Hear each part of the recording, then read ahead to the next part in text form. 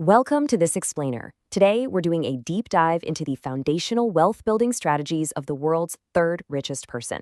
And we're pulling these lessons straight from his amazing biography, The Snowball. If you've ever found yourself wondering how a massive $84 billion fortune is actually built from the ground up, well, you are definitely in the right place. We aren't just looking at the highlight reel of what he achieved, we're breaking down the exact entrepreneurial psychology and business success strategies that actually got him there. You know the saying, a wise man never puts all his eggs in one basket, right? Well, that famous quote perfectly sets the stage for what we're talking about today. It's attributed to Warren Buffett, who was born in Omaha, Nebraska, back on August 30, 1930. Today, we're focusing on his early, really transformative years. We're going to see exactly how an everyday American kid developed a true millionaire mindset that eventually scaled into a global empire. But hey, context is absolutely crucial here. Young Warren had a pretty incredible early look at the mechanics of wealth. His father, Howard Buffett, actually worked as a stockbroker before eventually entering politics. So while other kids were, just playing tag in the yard, Warren was literally absorbing the language of the markets. He got a front row seat to how money moves, how it grows, and how it transforms. All right, let's jump into Section 1, the entrepreneurial spark. Long before he was a billionaire, Buffett was out in his neighborhood basically running real-world business stress tests.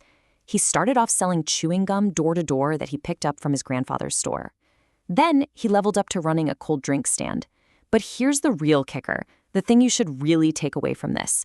He didn't just sell drinks. He meticulously tracked his sales data to figure out his best sellers. He was applying a rigorous, totally data-driven approach to sales before he was even a teenager. The sheer simplicity of his early arbitrage is honestly mind-blowing. By actually tracking his data, he figured out Coca-Cola was the undeniable top seller. So what did he do? He optimized his inventory. He'd buy 10 Coca-Cola bottles from his grandfather for 25 cents and then turn around and sell them for 30 cents. That's a 5-cent profit locked in every single time. He learned super early on that supplying a proven demand yields calculable, reliable profits. Which brings us to Section 2, the mathematics of wealth. So, looking for a way to really scale up his ambitions, he hits the local library and stumbles on this book titled 1,000 Ways to Make $1,000. And man, he devoured it. Among all the ideas in there, one specific concept completely flipped a switch in his head on how to build a self-sustaining business, one where he wouldn't just be trading his own time for every single penny. The idea was charging people to use a weighing machine.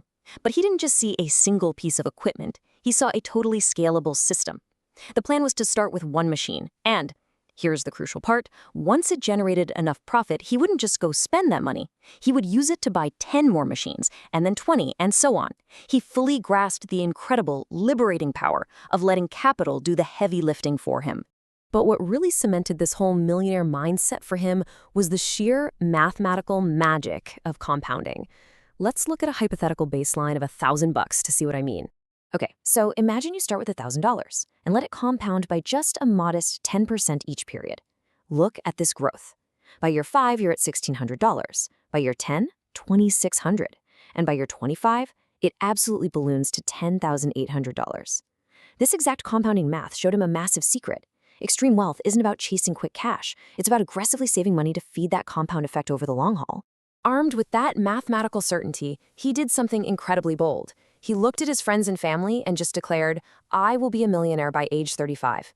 And honestly, it wasn't arrogance. It was just the math talking. And spoiler alert for anyone familiar with his story, he completely crushed that timeline. Moving on to Section 3, the psychology of investing. By this point, thanks to all those childhood hustles, he'd saved up around $120. He takes 30% of that hard-earned capital, pools it with his sister Doris, and buys 3 shares of a company. Suddenly, the stakes are way higher, because for the first time, he's not just playing with his own money, he's actively managing family money.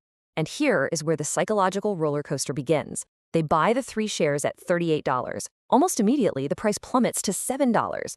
His sister Doris is literally complaining to him at school about the lost money, just piling on the emotional stress. When the share price finally limps back up to $40, the relief is so overwhelming that Buffett just sells the shares to get out. But then that same stock skyrocketed to $202. He sold way too early and missed out on massive gains. Because he panicked and sold in a moment of relief, he walked away with a measly $6 profit.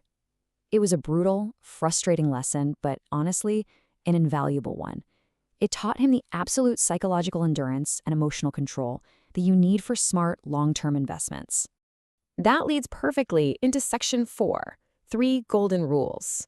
That early misstep brilliantly illustrates the foundation of his entire future empire. Rule 1, never buy a share without understanding it.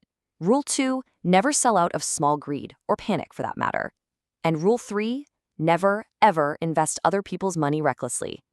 These leadership and investment lessons became the absolute bedrock of his incredibly disciplined approach to capital. Now let's look at Section 5, the ultimate rejection. By the time he graduated high school in 1947, he was practically a veteran business owner running an extensive newspaper delivery route. He didn't even want to go to college. He only enrolled at the prestigious Wharton Business School because his dad pushed him to. After 2 years, he felt he already knew more about practical business than his professors. And honestly, looking at his track record, he was probably right. He ended up transferring and knocking out his degree at the University of Nebraska in just 3 years. And then comes the ultimate irony. He applies to Harvard Business School for a master's program. The status? Rejected. No way, right? It's widely considered today to be one of Harvard's biggest historical blunders. The guy who had literally mastered compounding, data tracking, and scaling before puberty was told he just wasn't Harvard material. But here's why this is such a powerful lesson for us. Did he give up? Did he let some elite gatekeepers define his worth? Absolutely not. He just went right back to his local library. He spent his time reading and self-educating. He proved that an insatiable, burning desire to learn and actually apply practical knowledge matters so much more than having the fanciest credentials on your wall. So I want to leave you with this final thought for today's explainer. If the ultimate architect of modern wealth, a guy who built an $84 billion fortune using basic math, emotional discipline, and library books, could face an absolute rejection like that and still come out on top, what is holding you back from building your own empire? Take these lessons, respect the math of compounding, keep your emotions in check, and get out there and start building.